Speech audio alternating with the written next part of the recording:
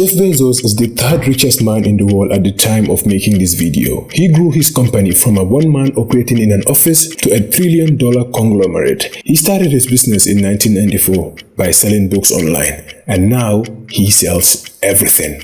However, e-commerce is only a small part of his business empire. He founded and acquired multiple businesses under Amazon. Businesses like Twitch, Whole Foods, Kindle, Alexa, featuring the Echo, Echo Plus, Echo Dot, Echo Dot Kids, Amazon Tab, Echo Connect, Echo Spot, Echo Show, and Echo Look, and over 80 other consumer brands that you are probably unaware of. But the subsidiary that makes Jeff Bezos the most profit is Amazon Web Services. The Web Services is a computing and a cloud-based company that powers nearly half of the internet.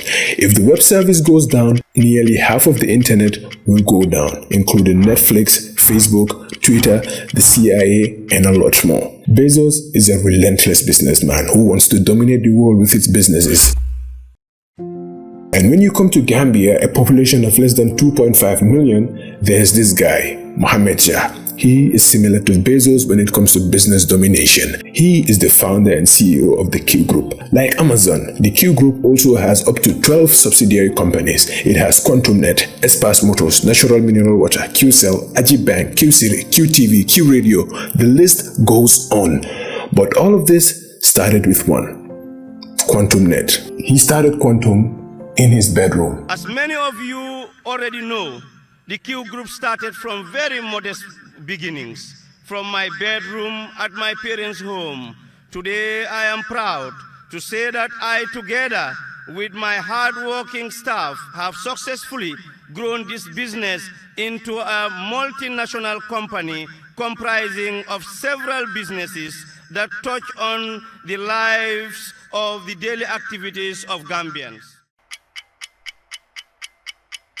When Muhammad Jah came back to Gambia with his degree in electronics and communications from Fora Bay College, Sierra Leone, the plan was to apply for an engineering job. But one day, as he was walking around town going about his business, he met an old friend.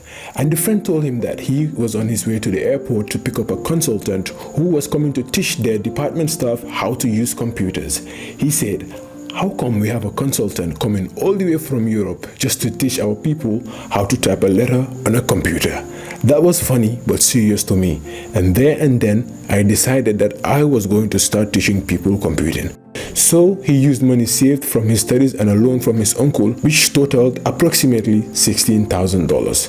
With 4 employees, he started QuantumNet Institute, teaching basic to advanced level IT courses to individuals and organizations. At the time, the only internet service provider was the state-owned telecom, Gamtel, which only operated during government working hours. Jah discovered another opportunity. He realized that there was a need for a 24-hour internet service provider and decided to take on the challenge of becoming that ISP. So he went to Gamtel and purchased bandwidth and began competing with them in the ISP domain, making him the Gambia's first private internet service provider. Because Gamtel was only open during working hours, Jah ensured that his company was open 24 hours a day, 7 days a week, and that was his competitive advantage.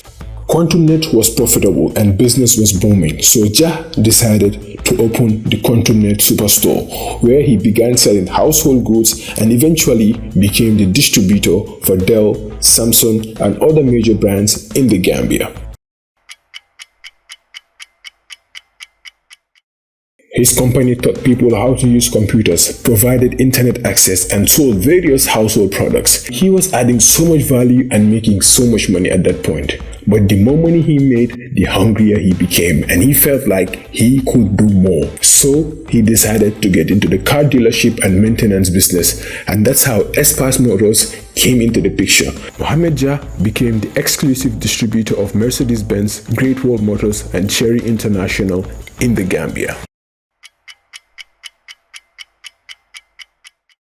With over 10 years of experience in the information technology industry, he understood that the Gambia's mobile market was expanding and he saw an opportunity in the telecommunications business. But there was a problem. In the Gambia, there were 3 different telecommunication companies. He had to be innovative and creative in order to break into the market. When he founded QCell, he became the first company in the Gambia to provide 3G mobile internet services, and he introduced his company as the Gambia's only private-owned telecommunications company.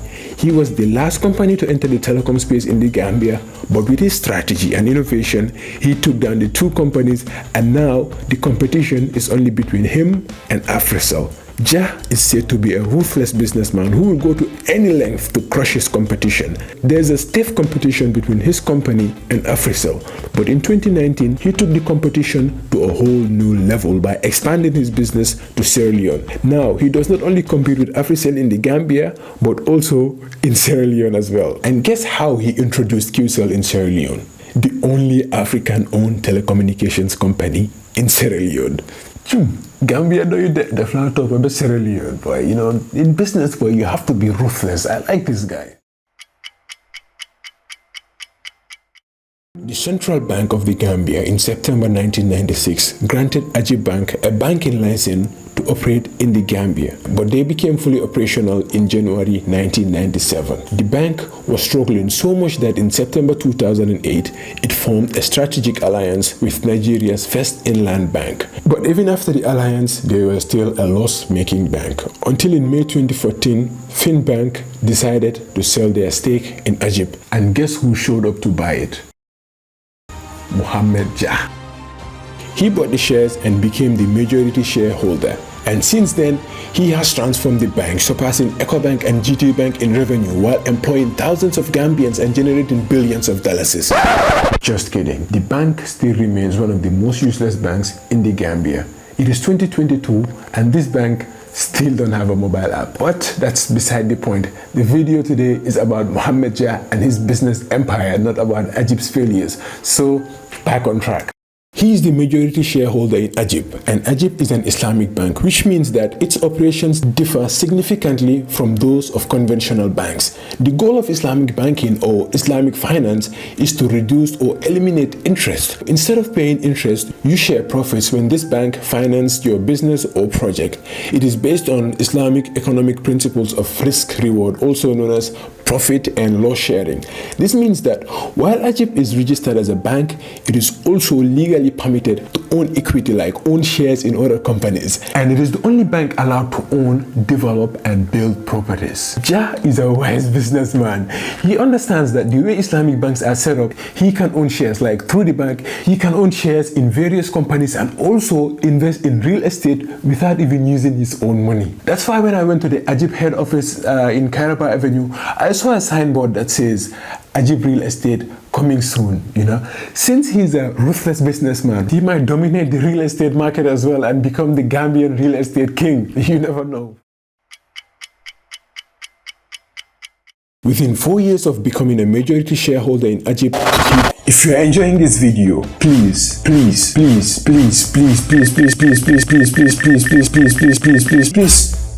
subscribe to this channel and share this video. And don't forget to like so that YouTube can recommend the video to more people. Within 4 years of becoming a majority shareholder in Ajib, he built the Q City, a multi-purpose recreation center with activities for both children and adults. It has a hotel, a restaurant, a gym, a cinema, a football field, tennis, volleyball, and a basketball court. And it hosts majority of Gambia's major concerts. You see how business savvy Muhammad Jah is? In the same year, he launched Q Radio and Q TV, the Gambia's first private TV station. He also owns the bottled water company Natural Mineral Water, which is also located at the Q City. All of the businesses he established in Gambia, he wants to establish them or expand to Sierra Leone. So I'm glad that I study in Sierra Leone. After my studies, I opened my company straight. You know, and today I am happy to say I not only have QCell, I get 12 companies, you know, in different sectors of the economy. We dey in the banking system, we dey in the production system. We get our own television, QTV. We get our own radio station, Q Radio. We dey in the vehicle business. We dey in the entertainment business. you know. So we dey in beaucoup areas, and I think say one by one we believe say those companies can also be in Sierra Leone. For sure, to our people, to the people of Sierra Leone, that if Muhammad Jah, we na been student na Forobe College, graduate, I don't get any education after that. After Forobe College, I start my business from my bedroom. If I can able for build all these companies today in Gambia, we are the biggest employer in Gambia, and also among the top taxpayers in the country. If I can do that, I believe said there is so many Sierra Leoneans like me who can do the same thing. I think Africa is changing. I just want to tell me Paddy then, me Sierra Leoneans, then they say, "Leu no feel say we no go for do am. We can do am," and the chance they. Now you can see that Jah created like a sort of a synergy where everything connects. QCell, QTV, QRadio, and QCity will use SPAS vehicles. If SPAS, QuantumNet, or QCell needs to host a program or a meeting for their employees, they'll use the QCity and use their own bottled water. And I'm confident that QCell, SPAS, Quantum, QTV, and the rest have accounts with Ajib. And if they need to advertise, they have QTV and QRadio. All TVs, phones, and air conditions will be purchased from Quantum Superstore. You see my point? This actually got me thinking, you know, if this was at a state level, our government and people will save a lot of money from imports and stuff because we produce and use within the country. Like any nation that cuts down its reliance on other countries and produce its basic needs, that is a powerful country.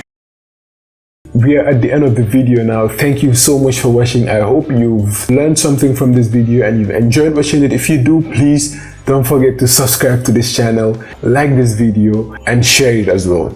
Peace.